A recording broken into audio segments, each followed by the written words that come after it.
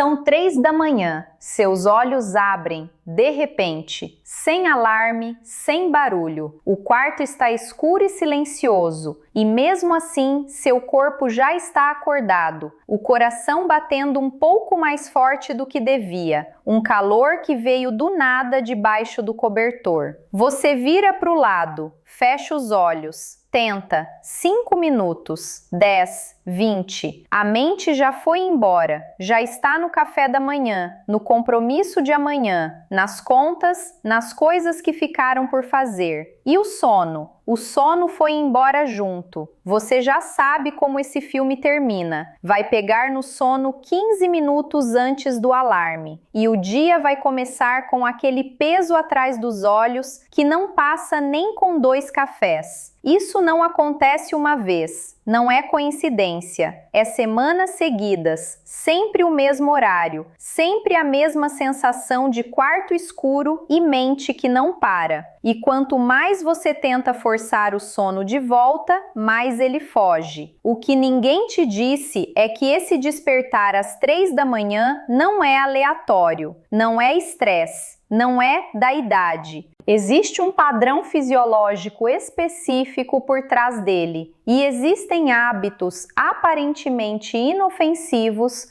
que você provavelmente está fazendo toda noite sem saber que estão ativando esse padrão com precisão de relógio. E é exatamente sobre isso que eu preciso falar com você hoje. Meu nome é doutora Helena Pires. Há mais de 20 anos eu pesquiso e compartilho estudos científicos sobre saúde do sono e bem-estar noturno para ajudar pessoas acima de 55 anos a dormirem melhor sem depender de remédios. O que eu observei repetidamente ao longo de toda essa pesquisa é que acordar no meio da noite no mesmo horário não é aleatório.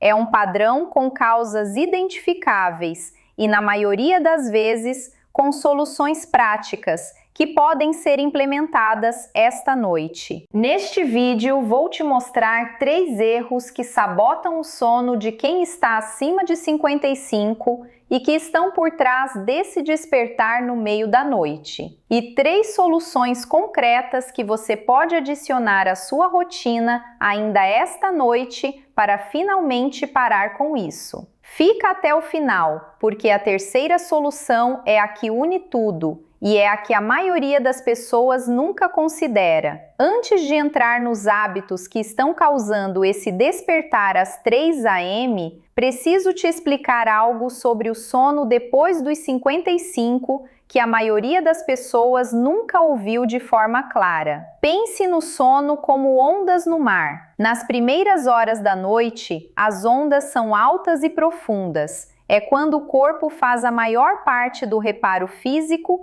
e da consolidação mental. É quando você verdadeiramente descansa. Nas últimas horas antes de amanhecer, essas ondas ficam mais baixas, mais suaves, mais próximas da superfície. Depois dos 55, essa dinâmica muda. As ondas profundas ficam mais curtas. As ondas superficiais ficam mais longas. O sono fica mais sensível à interferência. Qualquer desconforto interno, uma flutuação de temperatura, um sinal de alerta do sistema nervoso, uma leve instabilidade de glicose no sangue é suficiente para interromper um ciclo que antes o seu corpo atravessava sem acordar. O resultado é exatamente o que você está vivendo. Adormecer razoavelmente bem, mas acordar no meio da noite, geralmente entre 2 e 4 horas da manhã, e não conseguir voltar a dormir de forma contínua. Há outro fator importante. Os ciclos de sono ficam mais curtos depois dos 55. Isso significa que as transições entre fases, as janelas em que o sono é mais leve, acontecem com mais frequência ao longo da noite. Se nessas janelas houver qualquer sinal de alerta ativo no corpo, o despertar é quase certo. O problema é que a maioria das pessoas que acorda às 3 am tenta resolver isso com força de vontade, ficar imóvel, não acender a tela, tentar não pensar. Essas estratégias falham porque não endereçam o que está causando o despertar. Elas só tentam gerenciar o resultado depois que ele já aconteceu. Me conta nos comentários, você acorda no meio da noite ou tem dificuldade para adormecer? E há quanto tempo isso está acontecendo? Semanas? Meses? Anos? Eu leio cada resposta. Preciso te alertar sobre 3 armadilhas noturnas que estão sabotando o seu sono sem que você perceba e que aparecem com frequência em pessoas acima de 55, que vivem exatamente o que você está vivendo. O primeiro padrão é um que parece completamente inofensivo. Mais do que isso, parece uma escolha responsável. Comer a refeição principal depois das 20 horas. Não necessariamente uma refeição pesada, às vezes apenas um lanche caprichado, uma fruta com proteína, um iogurte com granola, um pedaço de pão com queijo. Algo leve antes de dormir para evitar acordar com fome no meio da noite. O raciocínio faz sentido. Comparado a uma refeição completa às 22 horas, parece uma escolha saudável e equilibrada. Mas estudos sobre digestão noturna indicam que quando o corpo ainda está processando alimentos durante as primeiras horas de sono, a temperatura corporal interna se mantém elevada por mais tempo do que deveria. E aqui está o problema.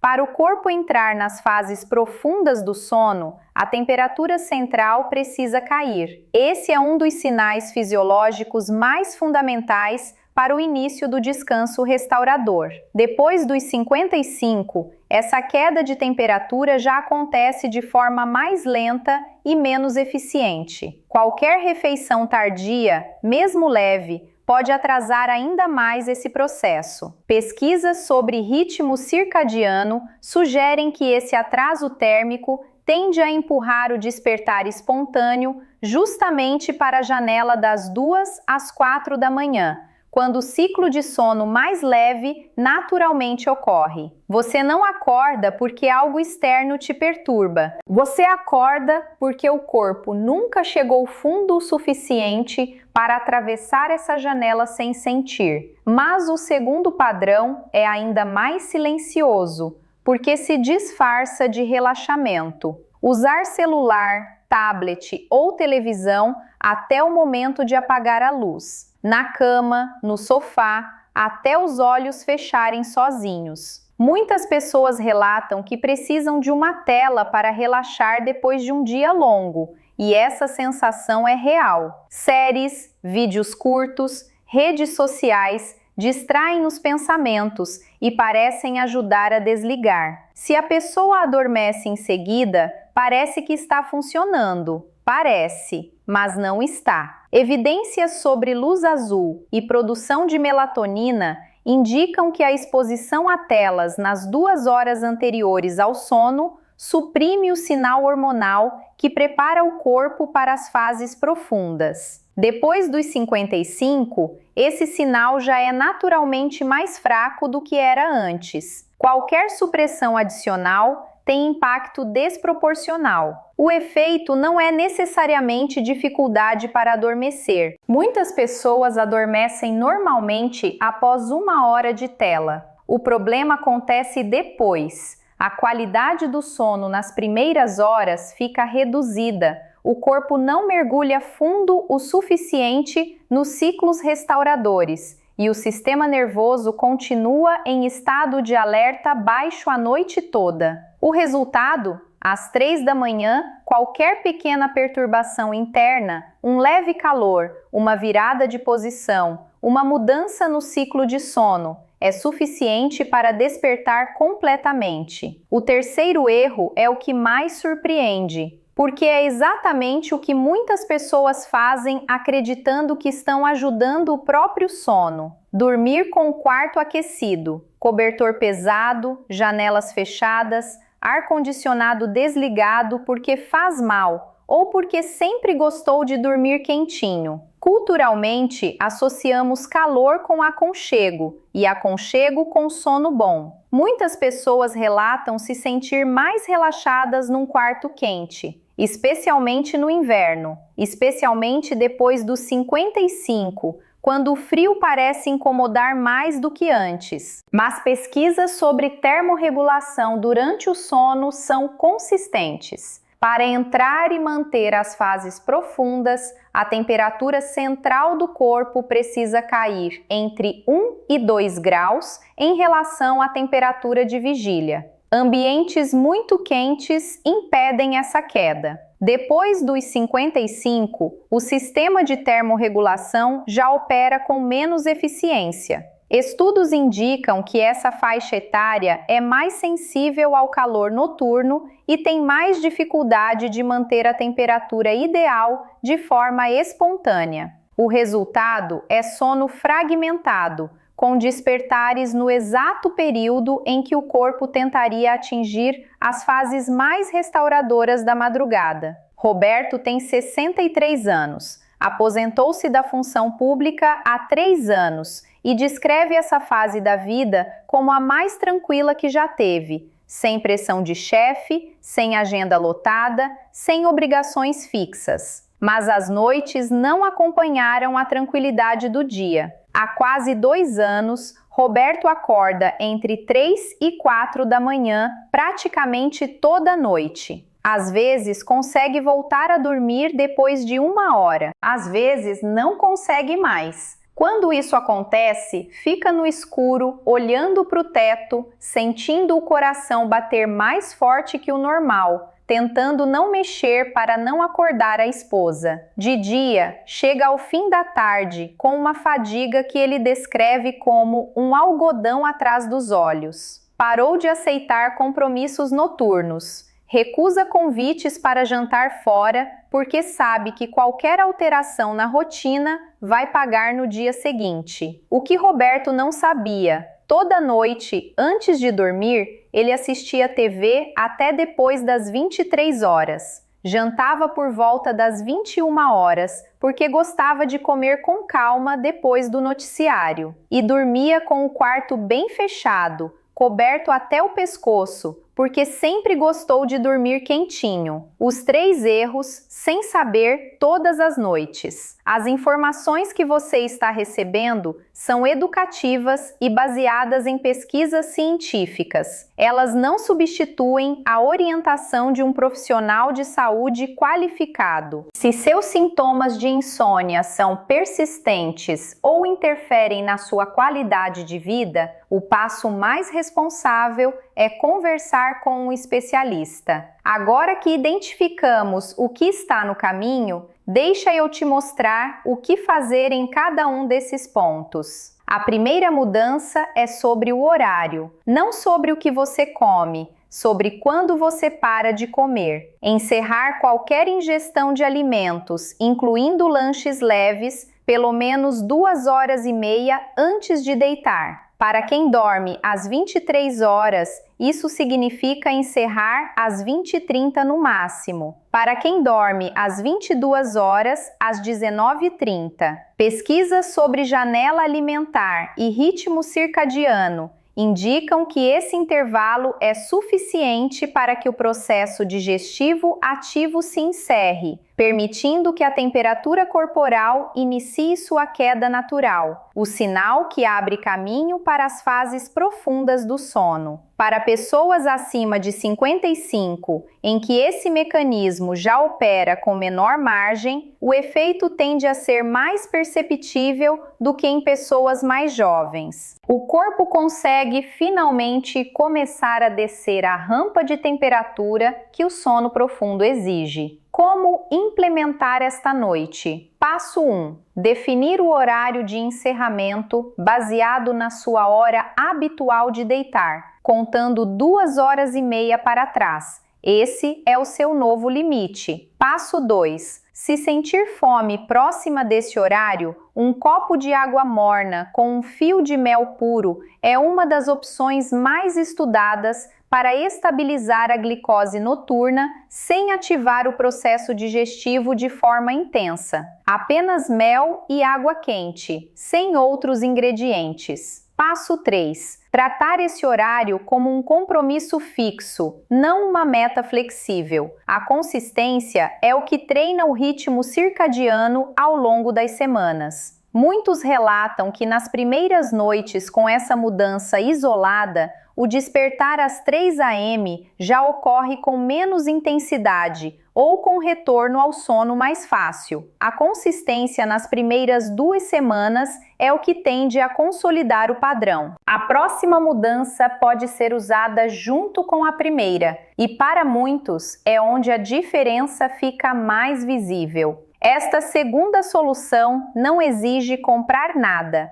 não exige aprender nada novo. Exige apenas reorganizar os últimos 60 minutos antes de dormir. O corpo não tem um interruptor, não consegue passar de alerta para sono profundo em segundos, por mais cansado que esteja. Ele precisa de uma rampa de desaceleração. E depois dos 55, essa rampa precisa ser mais longa e mais deliberada do que era antes. Evidências sobre preparação do sistema nervoso para o sono indicam que rituais de pré-sono consistentes, os mesmos comportamentos na mesma sequência toda noite, funcionam como sinal condicionado. O sistema nervoso aprende a associar aquela sequência específica com o início do processo de adormecimento profundo. Com o tempo, o ritual em si começa a induzir sonolência antes mesmo de você deitar. Como implementar esta noite? Passo 1. 60 minutos antes de dormir, encerrar telas. Sem exceção. Substituir por luz amarela ou âmbar em baixa intensidade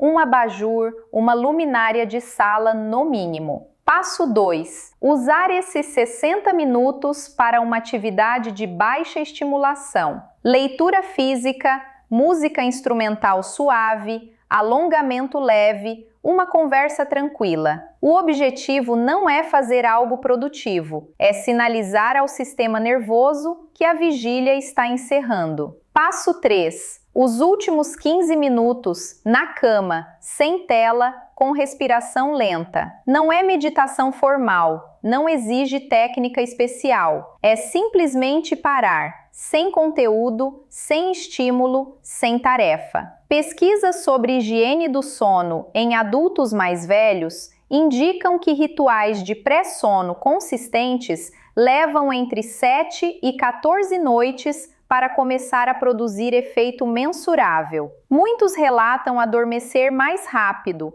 o que muda a posição dos ciclos ao longo da noite e reduz diretamente o despertar no horário crítico da madrugada. A terceira mudança aborda algo que a maioria ignora porque parece pequena demais para fazer diferença, mas que pesquisas apontam como uma das variáveis mais modificáveis para a continuidade do sono. A temperatura do seu quarto. A solução é simples: reduzir ativamente o ambiente para entre 18 e 20 graus Celsius. Onde isso não é possível com ar-condicionado ou janela aberta, a alternativa é retirar camadas de roupa de cama, trocar o cobertor pesado por um mais leve, permitir que o corpo faça sua própria regulação térmica sem obstáculos. Pesquisas sobre ambiente de sono e fases restauradoras são consistentes. A temperatura do quarto é uma das variáveis mais modificáveis e com maior impacto na continuidade do sono, especialmente para adultos acima de 55. Ao remover o obstáculo térmico, o corpo consegue atingir e manter as fases profundas por mais tempo, o que reduz diretamente a probabilidade de despertar espontâneo nas janelas vulneráveis da madrugada.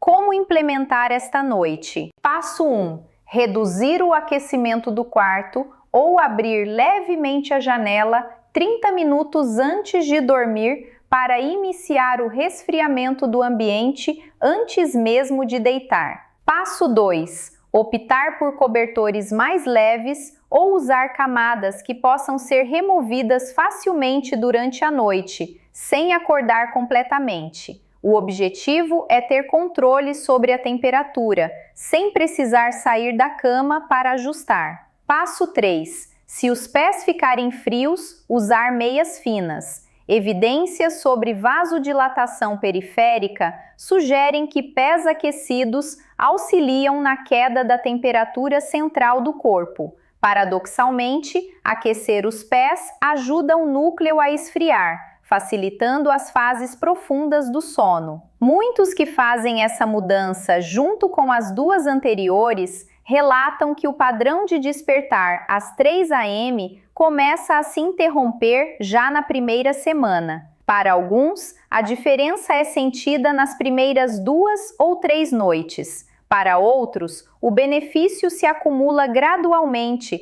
ao longo de 10 a 14 dias de consistência. A chave é aplicar as 3 mudanças juntas, não uma de cada vez. Teresa tem 67 anos. Professora universitária aposentada. Viveu anos com insônia de manutenção. Acordava entre 3 e 4 da manhã e ficava assim até o amanhecer. Tentou melatonina, chá de camomila, lavanda no travesseiro. Nada funcionou de forma consistente. Quando Teresa mudou 3 hábitos, encerrou a alimentação às unta horas, trocou a televisão noturna por leitura com abajur e reduziu a temperatura do quarto, a mudança não foi dramática na primeira noite. Na segunda, também não. Mas na quinta noite, ela acordou às 3 horas como de costume, virou para o lado e voltou a dormir em 15 minutos. Para ela, que há anos ficava acordada até o amanhecer quando isso acontecia, aquilo foi extraordinário. Depois de 3 semanas, os despertares noturnos passaram de quase todo dia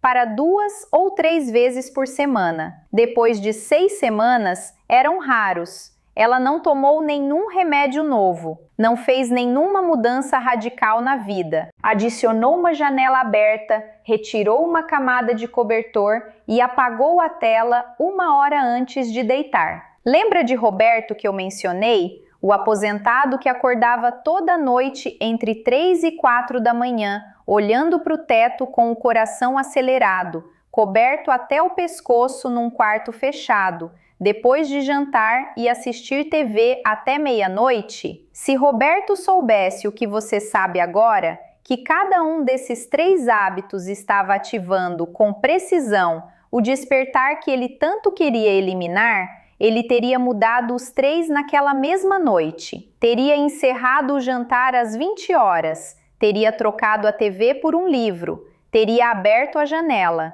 Mudanças simples, que custam 0 e que a pesquisa aponta como as mais eficazes para exatamente esse padrão de despertar na madrugada. Você tem essa informação agora. A diferença é que você ainda pode agir esta noite. E me diz, você tem mais dificuldade para adormecer ou para continuar dormindo sem acordar? Comenta 1 para adormecer, 2 para continuar dormindo. Quer entender qual é o padrão mais comum de quem está aqui? Você merece acordar descansado, não conformado, descansado. E isso ainda é possível. Até o próximo vídeo. Eu sou doutora Helena Pires. Cuide-se, mantenha-se informado e lembre-se, o seu corpo ainda sabe dormir profundamente, ele só precisa que você dê a ele as condições certas para isso. Nota importante: este vídeo é exclusivamente para fins informativos e educativos. Não substitui aconselhamento médico profissional. Se você tem sintomas persistentes de insônia ou dificuldades de sono que impactam sua qualidade de vida, consulte sempre um profissional de saúde qualificado que possa avaliar sua situação individual.